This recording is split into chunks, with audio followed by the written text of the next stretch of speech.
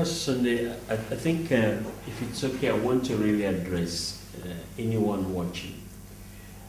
The embassy of God of 5-6 years ago is nothing. Even of 3 years ago. Even of 3 years ago is nothing compared to what's on ground.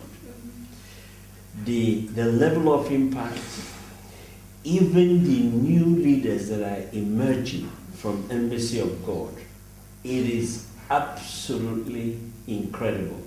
I really want to personally encourage you, whoever is listening, please ignore all the rumors you have heard. Just come and see for yourself. Just come and see. The word of God says, come and taste and see. That the Lord is good. You know, it will be most unfortunate for you and your ministry to miss out on this great thing that God is doing. I have decided that I will never look back in my life and regret. That's why I have come, and I can tell you, we have been blessed. And Pastor Sunday, just as Pastor Sino have said, can you tell us some of the key characteristics of this new embassy church and the undergirding principles that are driving it?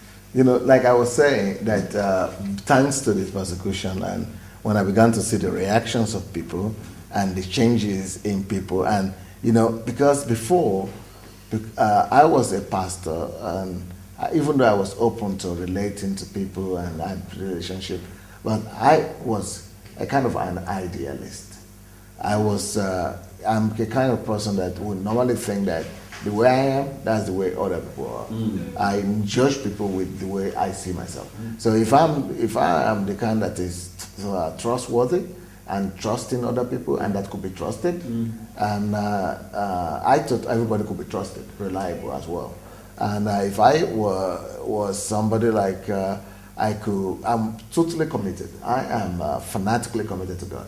I would think everybody is like that. So when people get saved, I thought that's what happens to them.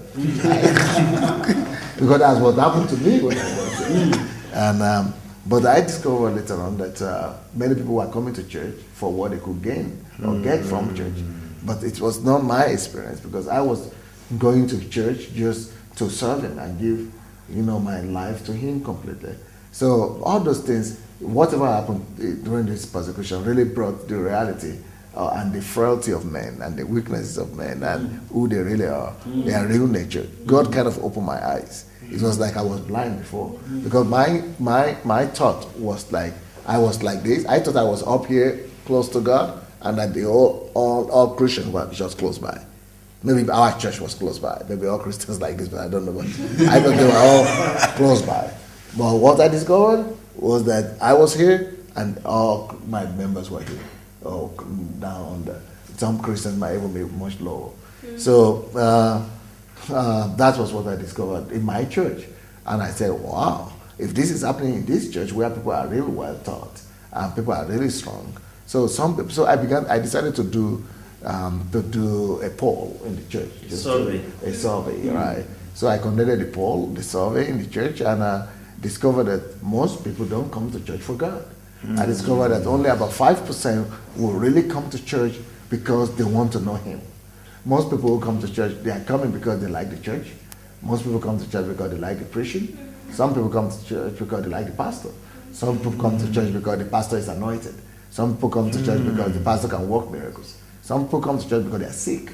Some people come to church because they have issues. Some people come to church because they have problems. Some people come to church because they just want to relate. Some people come to church because they need to stimulate themselves through the music, through preaching, and get themselves happy and get out of depression. Yes. So some people come to church for different reasons, and that was what I discovered. That only about 5% will actually come to church just for God, to know Him, to discover Him, and to reveal Him. Not too many people are doing that. So when I got to the bottom line of that, and I discovered that was what was happening in my church, I said, no, this is scary. I better do something about it. Then I said, but I'd preached all these messages. Where are they? That was what led me to the fact that people only retain 1 to 2% of what is preached in the church. Things need to be changed. The way we preach, the way we pass across the message needs to be changed. Nothing is wrong with the message, nothing is wrong with the word, but it is the methodology of communicating the word that needs to be changed. And that was what led me to a number of things, a number of radical changes that has led to what is now called the New Embassy of God.